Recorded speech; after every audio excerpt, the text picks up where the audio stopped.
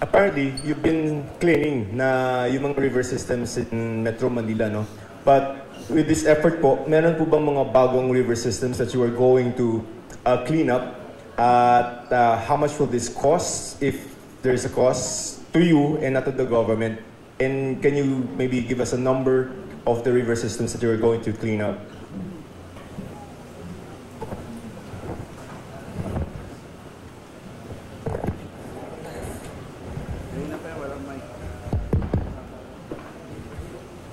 Bago muna tayo pumunta sa malalayong ilog, unahin natin muna itong Metro Manila.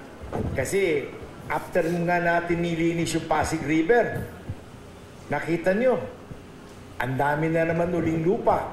After yung typhoon season, bumababa yung mga lupang yan galing Sierra Madre, Marikina River. At kung napapansin nyo, pagka tag-ulan ng malakas, diyan tinatago sa Pasig River yung mga barge.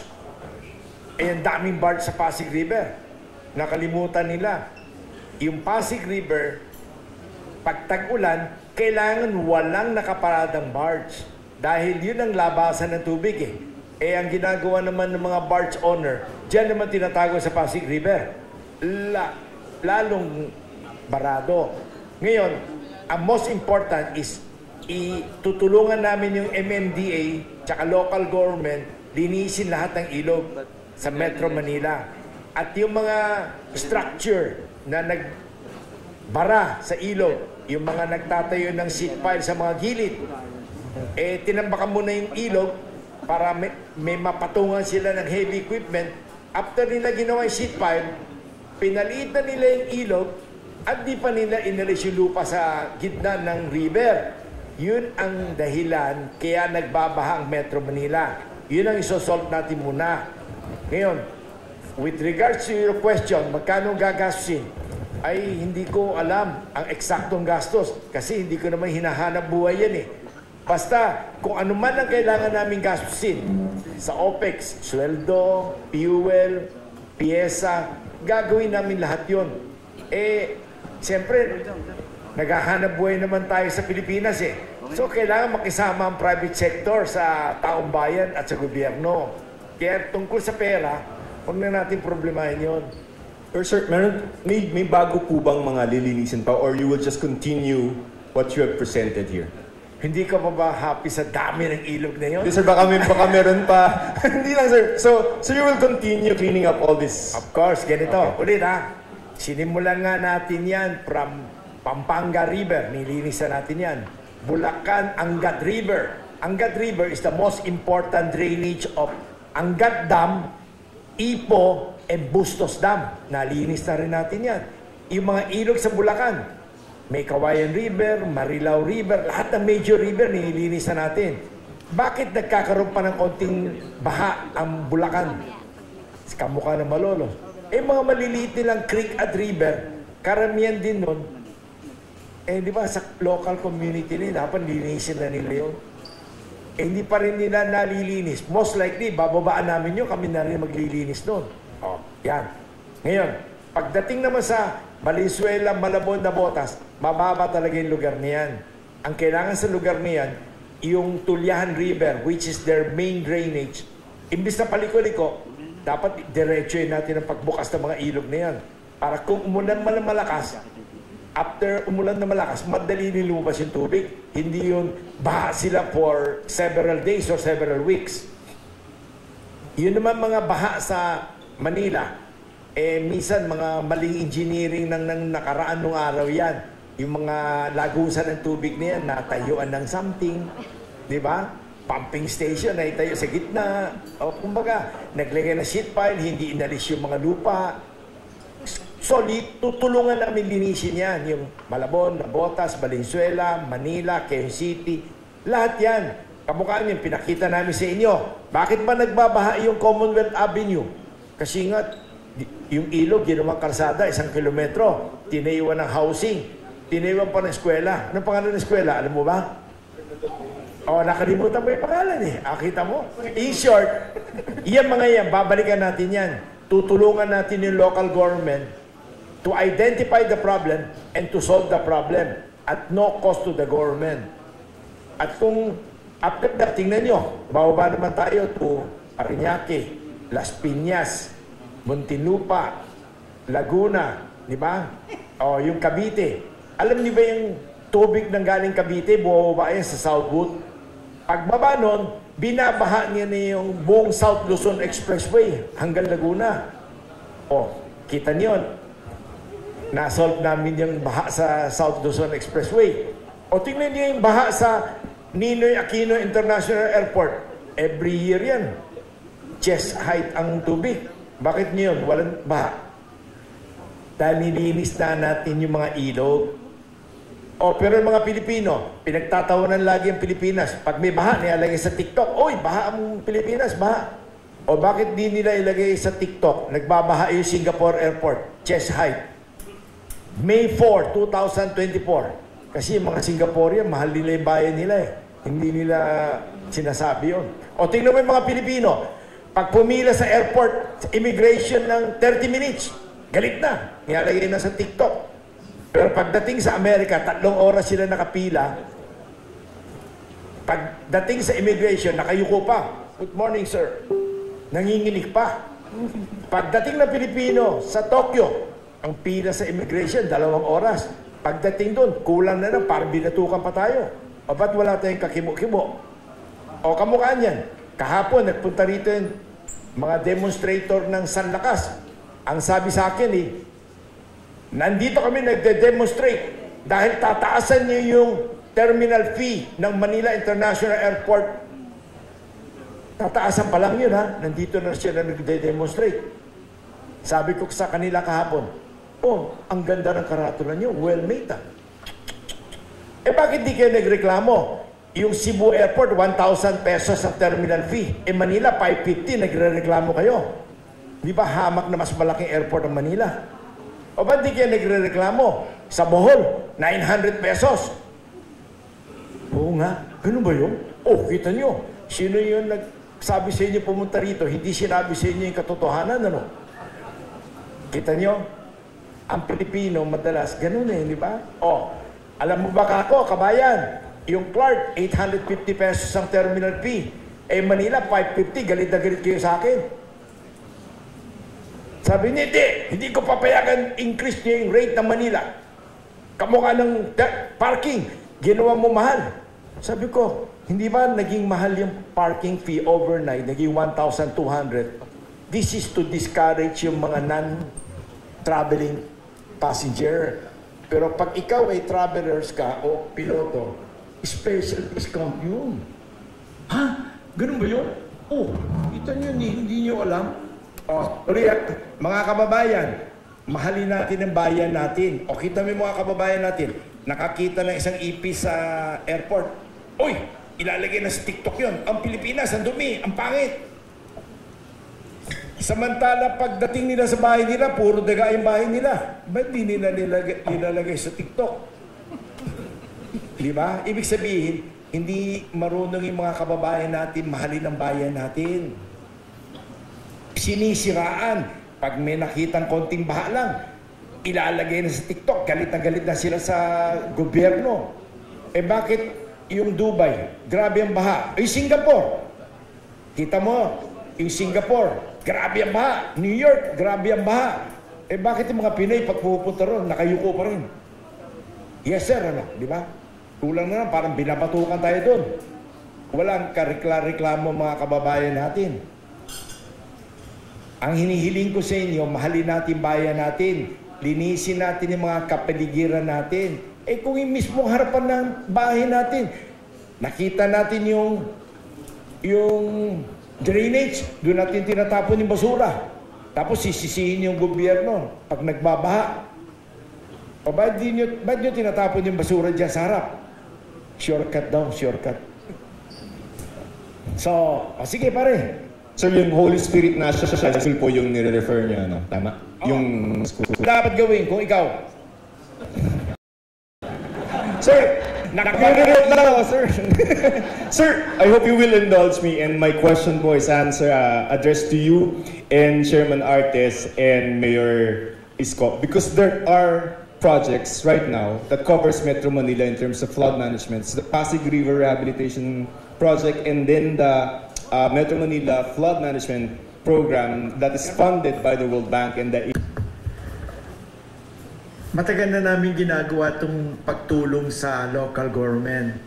Ang kailangan lang namin ngayon is, kung gusto mo, signing of agreement para meron tayong konting formality.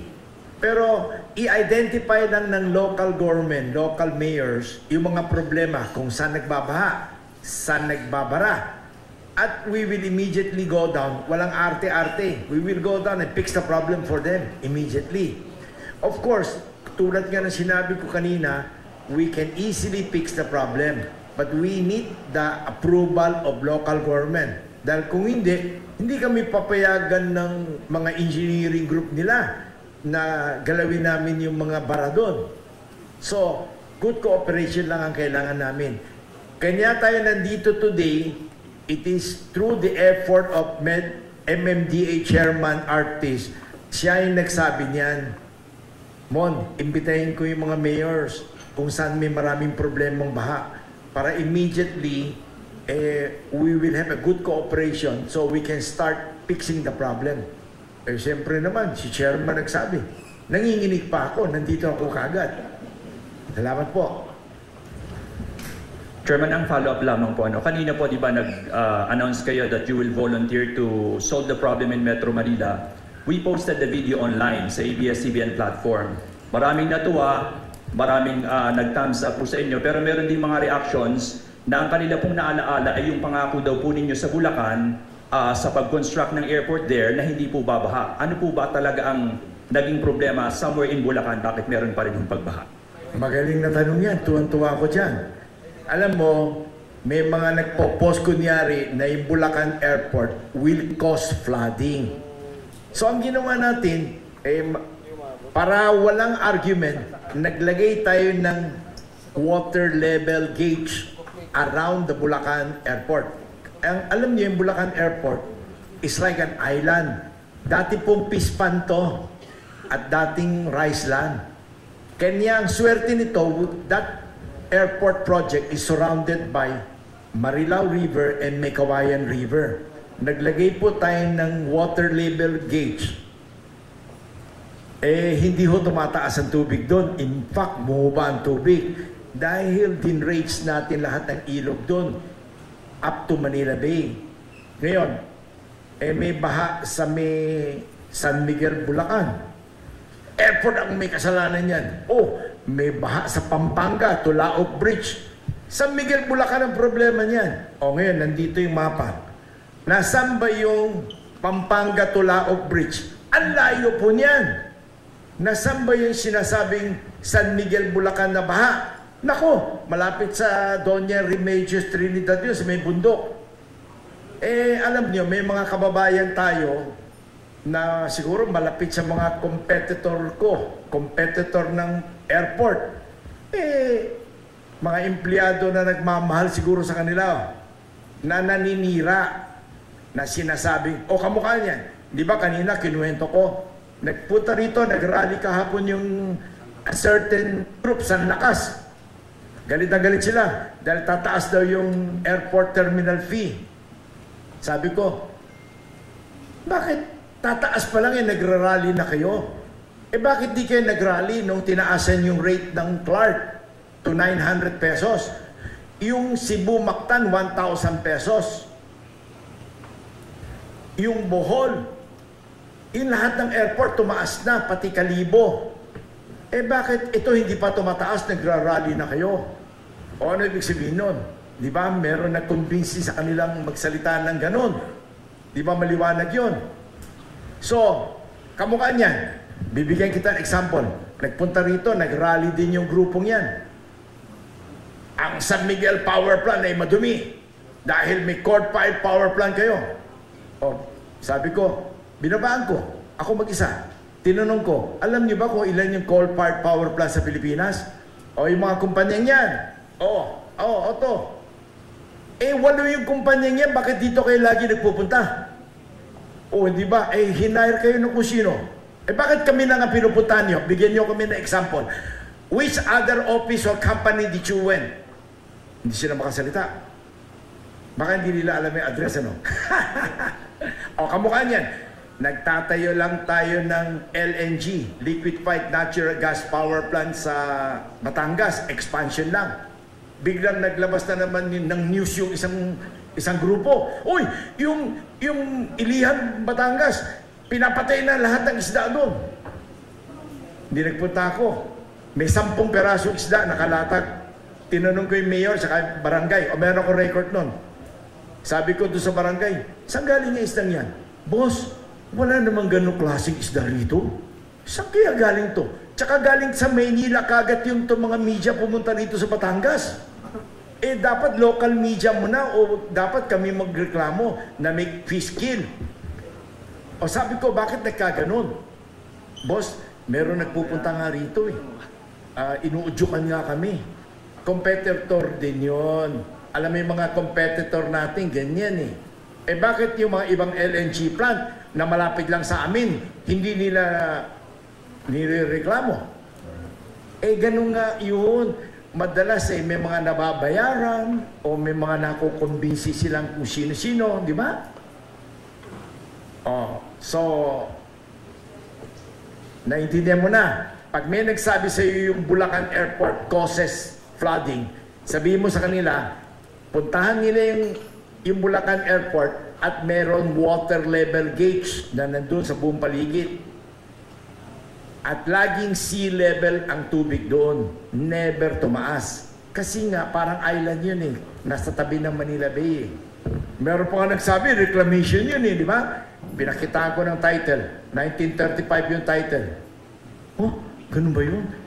Sabi ko, sino nagsabi sa iyo na reclamation yan? May mga business pa nagsabi. O, kita nyo kako. Buti, natanong nyo sa akin. Black propaganda yan ng competitor. Alam mo naman dito sa Pilipinas, alam mo yung crap mentality? Yan ang usong-uso rito. O kamukha niyan, di ba? Kanina, binigay ko kayo example. Nagkaroon lang ng konting baha dito sa Manila, somewhere. Nasa TikTok na. Bulok daw yung Pilipinas.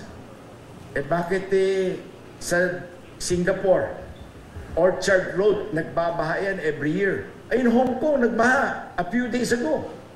4 na araw sarado yung MRT nila. Yung lahat ng train nila sarado. Eh bakit wala kayong kinukwento? Hangang-hanga tayo mga Pilipino sa mga foreigner, ano? At paborito natin siraan yung mga kababayan natin.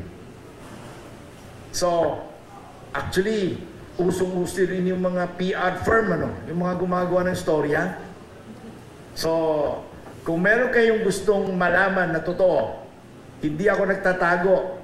Tawagan niyo ako, sasagutin ko kayo, sasamahan ko kayo on the spot. Kung kayo hindi naniniwala, sasamahan ko kayo personally. Salamat po. Thank you, Chairman. So last na lang po kay Chairman Artes. Chairman. Oh. Tinayuan niyo yung Tulyahan River. Tinayuan niyo kung ano-anong facilities yung mga yan. Pag nagkabaha na, ang solusyon, hukayin natin yung karsada, gawa natin ng water retention pond yung mga ilalim ng karsada. Solution ba yun? O di, grabe naman yun, pare, di ba? Eh, yung karsada dati, sementado na, gigibain mo. Lalagyan mo na tangki yung ilalim ng karsada. Gagana ba yun? Tapos doon, after so many years, naisip nila hindi pala gagana. O di gagastos na naman tayo, tatakpan natin uli yun.